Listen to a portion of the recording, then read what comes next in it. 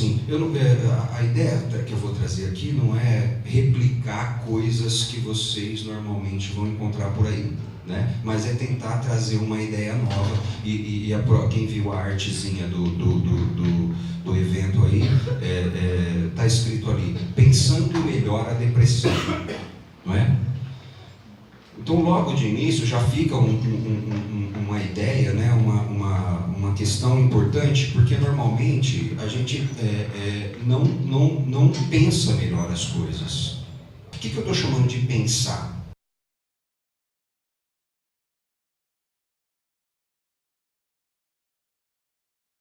Pesar. Então, ninguém pesa mais as coisas, você pega do jeito que está ali e replica, reproduz, faz de novo do mesmo jeito, porque o doutor falou, é desse jeito. Então a proposta aqui é pensar melhor, até como um convite, para que a gente comece a fazer isso, pensar as coisas, não é? Repensar as coisas, não é? Pensar nova. A psicanálise é isso, é uma tentativa de repensar as coisas das quais eu imaginava que eu sabia. Mas por que a gente não faz isso? Porque quando a gente faz isso, a gente corre o risco de sentir um extremo desconforto de saber que a gente não sabe nada. Que na verdade aquilo que a gente sabia não é daquele jeito e a gente é extremamente ignorante frente às coisas do mundo. E somos ignorantes. Então, o maior instrumento do psicanalista é tolerar a ignorância. Ele está recebendo uma pessoa ali da qual ele não sabe nada.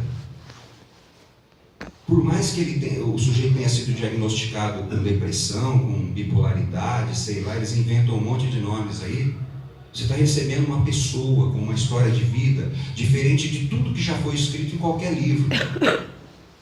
Então, no primeiro momento, você precisa ser capaz de tolerar a sua ignorância frente àquilo que você está recebendo. Será que a gente sabe o que é depressão? Depressão é uma palavra que é muito usada, por exemplo, na geologia, não é? O geólogo trabalha bastante com terrenos depressivos, não é isso? Depressões no terreno, não é isso? A parte inferior do terreno, a parte mais profunda do terreno, não é? Então, na topografia do terreno tem partes mais profundas e partes mais elevadas, não é isso? Então, vamos partir desse pressuposto. A depressão nos leva, se a gente estiver falando aqui da depressão no âmbito emocional, a depressão nos leva a partes mais profundas da nossa personalidade. E esta parte mais profunda da nossa personalidade é aquela que nos coloca mais próximo do que a gente chama de eu verdadeiro, de verdadeiro eu. Então, quando a gente experimenta a depressão, a gente está mais próximo da verdade do eu. Pode ser que se você se perca ali naquele mundo profundo que você nunca experimentou. Por quê? Porque a gente vive na superficialidade do falso eu. Percebe? E assim, falso eu não é ruim, é necessário. Não tem como viver sem falso eu. É a casca. Se você tirar a casca, o miolo fica desprotegido, não é isso? Então, quando o sujeito está num processo ou num estado de depressão, ele se encontra mais próximo do verdadeiro eu. E se ele nunca experimentou isso, pode ser que ele se perca nessa perspectiva. A depressão é uma doença? É uma pergunta. Quem tem coragem de responder? A depressão é uma doença? A priori, não. A princípio, não. A depressão é uma fase do processo natural do crescimento. Todas as vezes que você se arriscar a permitir a expansão e o crescimento, você vai experimentar de uma depressão. Você só não vai experimentar dessa depressão se você evitar esse processo. E a gente tem recursos de sobra para isso. Principalmente hoje em dia. Não é? A indústria farmacológica, por exemplo, te fornece inúmeros medicamentos para que você não experimente a experiência de se deprimir. Mas é só se deprimindo que você consegue um contato com o verdadeiro eu. Se você não tiver coragem de se deprimir, você não tem contato com o teu verdadeiro eu. Agora, a doença se instala quando o sujeito nunca conseguiu entrar em contato com o verdadeiro eu e ele é forçado a se deprimir. Aí ele adoece porque ele se perde nesse processo. Um sujeito que exercita a experiência de se deprimir constantemente, ele não corre esse risco. Uma vez eu vi uma palestra de um psicanalista bacana chamado Alberto Goldin, ele é argentino. E ele veio para o Brasil. E na época da década de 80, ele era o psicanalista das estrelas da Globo, assim, o pessoal assim, mais famoso fazia análise com ele. E ele fez uma entrevista uma vez e ele falou para o entrevistador assim, trabalhar psicanálise no Brasil é muito difícil, porque o brasileiro ele evita o tempo todo se entristecer. O tempo inteiro ele tem um talento enorme para não se entristecer, para não se deprimir, logo não ter contato, não reconhecer o verdadeiro eu, né? Então, ele diz assim, na Argentina, a música é o tango, não é? A música símbolo da Argentina é o tango, e o tema do tango é a tragédia. Não é? Faz sentido ou não? Ele diz assim, no Brasil, a música é o samba. E o samba é comédia. É malandragem. Percebe? É ser um peixe ensaboado. Percebe? Para escapar da realidade. E não é porque a gente escolheu, é porque a gente está completamente despreparado para isso. Impreterivelmente, todas as vezes que eu perder alguma coisa muito importante da minha vida, alguma coisa da qual eu atribuía, ou que na realidade tem, independente da minha atribuição, valor na minha vida, eu vou cair em depressão. Sabe isso que a gente chama de depressão pós-parto? E que a gente chama de doença? Não, não é doença. Todas as vezes que você tem um parto, todas as vezes que você concebe alguma coisa, todas as vezes que você realiza alguma coisa, você vai experimentar de um período de depressão. Porque isso que você realizou vai te trazer responsabilidades das quais você não tinha antes. E isso por si só é motivo de se deprimir. Isso se você for consciente, isso se você tiver coragem para isso. Então uma mãe que acabou de ter um filho, impreterivelmente, quando reflete sobre a realidade, ela vai perceber que ela deixa para trás um monte de regalias da vida, um monte de prazeres, de satisfações que ela não pode ter mais. Isso é motivo para se deprimir. Mas se deprimir patologicamente? Não. Se deprimir de maneira saudável, dar-se conta disso e aprender a viver com essa realidade agora. Não é uma doença, mas pode se tornar uma doença. Quando? Quando a pessoa evita isso. Quando ela não quer entrar em contato com isso. E aquilo, né, como a gente vê as frasezinhas nas redes sociais aí, tem uma frasezinha que eu não sei nem se é do Jung, mas é muito pertinente, que ele diz assim, aquilo que você resiste, persiste. Então eu fujo daquilo e aquilo vira minha sombra. E esse é o grande papel da psicanálise, é estar junto do sujeito nesse momento. A psicanálise não tem a função de ficar convencendo o outro de nada. Aliás, isso é muito importante. Eu não estou aqui, e o Ricardo e a Jéssica, muito menos, para convencer ninguém de nada. Não é o nosso papel esse. Deus me livre. Convencer o outro de alguma coisa, para mim, é desrespeito. Mas o papel do psicanalista é estar junto com o outro quando a ilusão que ele se mantiver até então começa a ruir.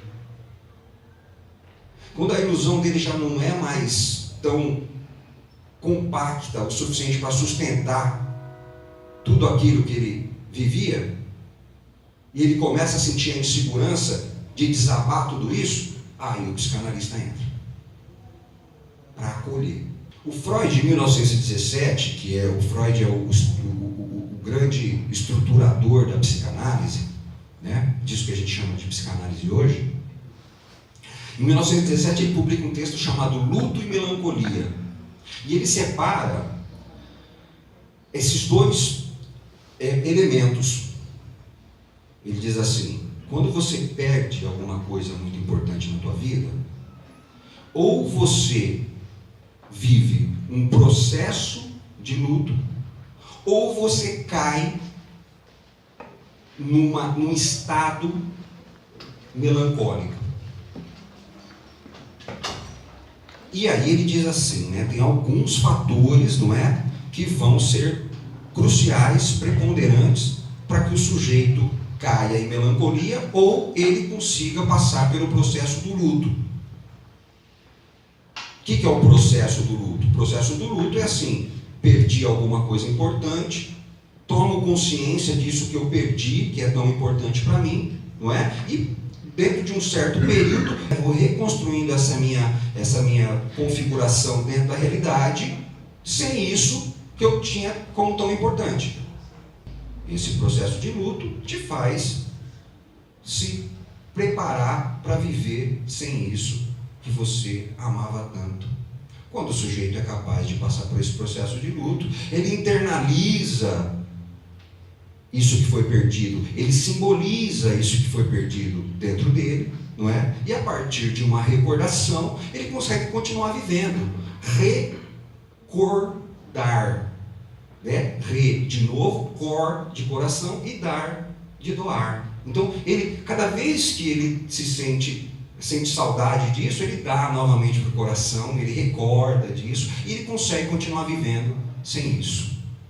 Mas para isso, ele precisa ter vivido com esta coisa que foi perdida, essa pessoa que foi perdida, sei lá o que foi perdido, ele precisa ter vivido uma relação saudável com essa pessoa, com essa coisa. Ele precisa ter vivido uma relação minimamente, um vínculo minimamente saudável. Quando eu falo saudável, vínculo saudável, eu estou falando essencialmente de dois elementos juntos nesse vínculo: amor e verdade, amor e realidade. Um vínculo que tenha afeto e sinceridade, afeto sincero e sinceridade sempre com amor. É isso que eu estou chamando de vínculo saudável. Se ele conseguiu ter isso com esse objeto, e se ele perdeu esse objeto, ele consegue passar pelo processo do luto, simbolizar esse objeto e ter recordações desse objeto que possa permitir que ele continue vivendo. Isto também é depressão. Esse processo do luto é depressão. É um processo depressivo. O sujeito se deprime. O sujeito perde o interesse pelas coisas do mundo. O luto é isso, o processo do luto é isso. Ele fica desanimado, ele fica desmotivado, ele fica sem coragem. Mas ele não perde a autoestima. Ele continua amando a si mesmo. Ele continua acreditando em si mesmo. Ele continua confiando em si mesmo. No entanto, ele pode ter um outro viés na perda do objeto. O objeto que a gente fala aqui, gente, em psicanálise, é assim, ó, uma pessoa, alguma coisa que ele atribui a importância. Tá bom? Então, assim, quando ele perde o objeto, ele também pode, ao invés de ir para o caminho do processo do luto, sabe o que é processo? Sofrer o luto. sofrer o processo do luto, quer dizer, está havendo uma transformação, é dinâmico o negócio. Ele pode seguir um outro caminho, que é cair num estado de melancolia. É diferente de um processo de transformação que é sofrido. É um padecimento num estado mórbido de melancolia. Sabe quando acontece isso? Quando o sujeito não conseguiu estabelecer com esse objeto um vínculo minimamente saudável. Quando esse vínculo não tinha amor o suficiente, quando esse vínculo não tinha realidade, verdade, sinceridade o suficiente, quando esse vínculo era povoado de raiva, de ódio, de vingança, de inveja, de menosprezo.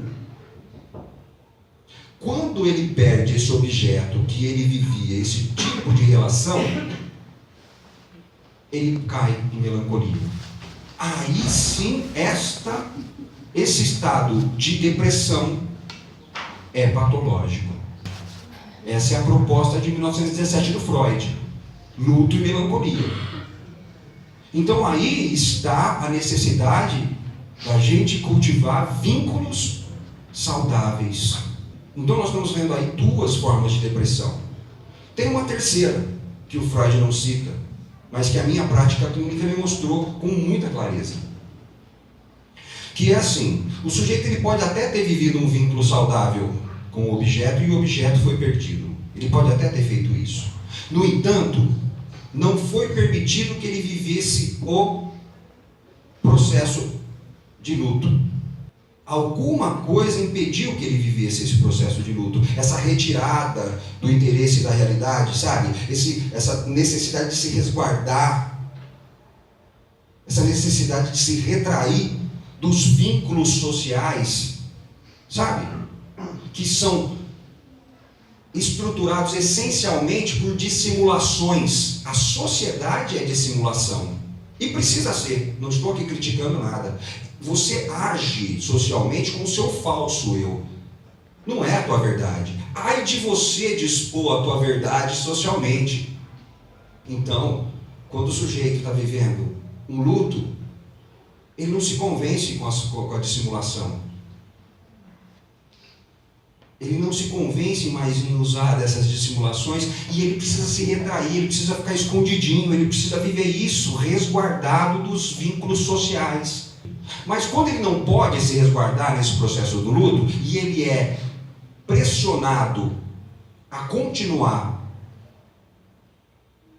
mantendo as relações sociais como antes, ele pode acumular um luto não elaborado. O que é acumular um luto não elaborado? Ele perdeu alguma coisa importante, não pôde viver esse luto e teve que continuar fingindo que estava tudo normal, mas na realidade não estava tudo normal, e ele reprimiu, colocou isso debaixo do tapete. Aí ele fez isso com uma coisa e guardou ali. Oi? Vai fazendo com outra, vai fazendo com outra, e vai fazendo com outra.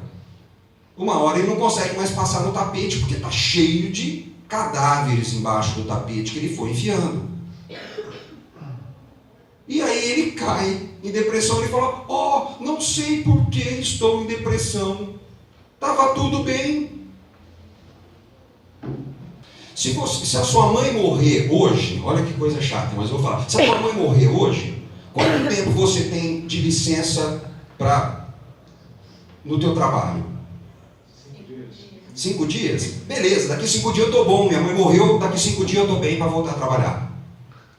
A chance de se estabelecer um vínculo minimamente saudável para que você possa ter aquilo que a gente chama de experiência emocional reparadora.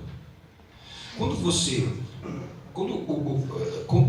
eu recebo um paciente na clínica, o meu papel não é ficar falando na orelha dele, não é ficar dando interpretação do que ele está falando, mas é recebê-lo com acolhimento. Para que, junto comigo, ele possa viver um ambiente livre de crítica e de bajulação. Por que eu estou falando livre dessas duas coisas? Porque é justamente isso que estrutura o vínculo social normalmente, não é? Na sociedade, ou você está sendo criticado, ou você está sendo bajulado, não é? Ou você está sendo bajulado porque o cara quer tirar alguma coisa de você, ou você está sendo criticado porque o cara está querendo despejar em você uma frustração que na verdade é dele. Lá na clínica você vai poder viver quando com um profissional ou uma pessoa, né? Tira o profissional, é uma pessoa madura o suficiente para te receber, você vai poder experimentar esse ambiente livre desses dois elementos, crítica e bajulação, e vai viver um vínculo de reconhecimento. Às vezes você entra na internet e está escrito assim, ó, estudos indicam que comer a massa da banana nanica verde por dia, um pouquinho de massa de banana verde por dia, tira a depressão.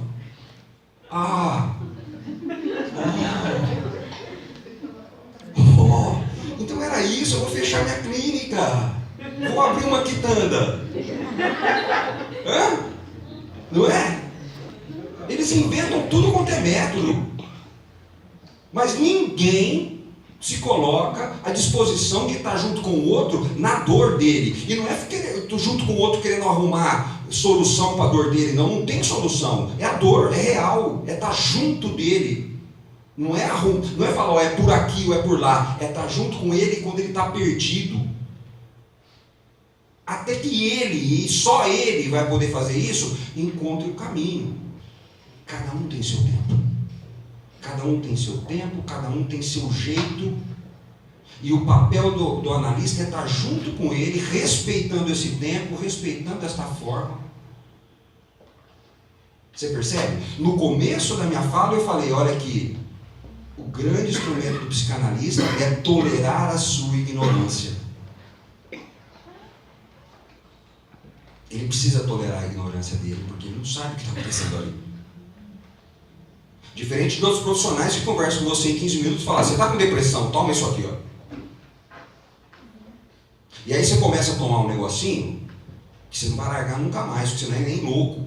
Você acha que vai parar de tomar um negócio que te tirou daquele jeito, não é? Não vai, né?